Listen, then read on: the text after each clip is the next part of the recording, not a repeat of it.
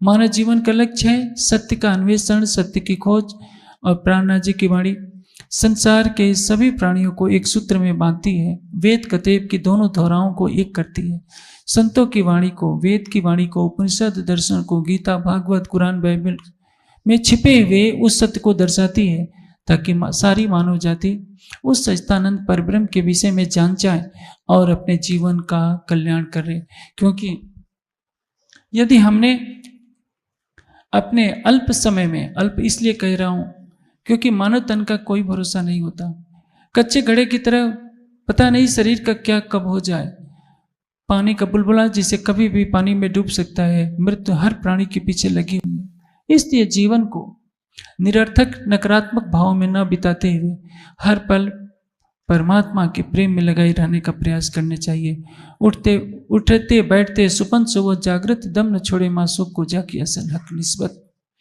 यदि हमें परमात्मा के वास्तविक स्वरूप का बोध हो जाएगा तो हमारी ऊर्जा संसार के नकारात्मक कार्यों में नहीं लगेगी, बल्कि हम सोते समय भी उसके ध्यान में सोएंगे। उठने के बाद हमारा पहला ध्यान उसी सच्चिदानंद परब्रह्म के चरणों में जाना चाहिए, जिसके बिना जीवन का एक एक पल निरर्थक है।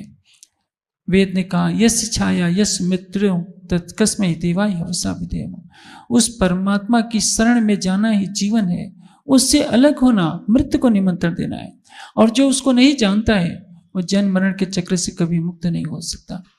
आप संसार के सभी विश्वविद्यालयों की सारी डिग्रियां ले लीजिए, सारे ग्रंथों को पढ़ लीजिए, किंतु यदि आपने परमात्मा को नहीं जाना, परमात्मा से प्रेम नहीं किया, उसके प्रेम में अपने को नहीं डुबोया, तो ये जीवन निरर्थक ही चला जाता है।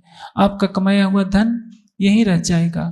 आपने जिस शरीर को इतना पुष्ट किया है वह शरीर निर्बल काया के रूप में परिवर्तित होकर निर्जीव हो जाएगा, अग्नि की लपटों के हवाले हो जाएगा या मिट्टी में दबा दिया जाएगा।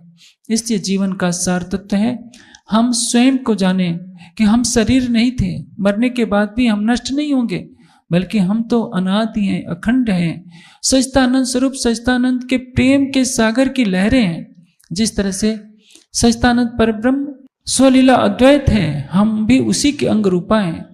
सागर से लहरें कभी पृथक नहीं होती, तो हमें भी नहीं होना है। हमें ये माया की सृष्टि दिखाई दे रही है, इस माया से परे हमें अपनी सुरता को ले चलना है, जहाँ प्रेम, शांति और अखंड आनंद का अखंड साम्राज्य है।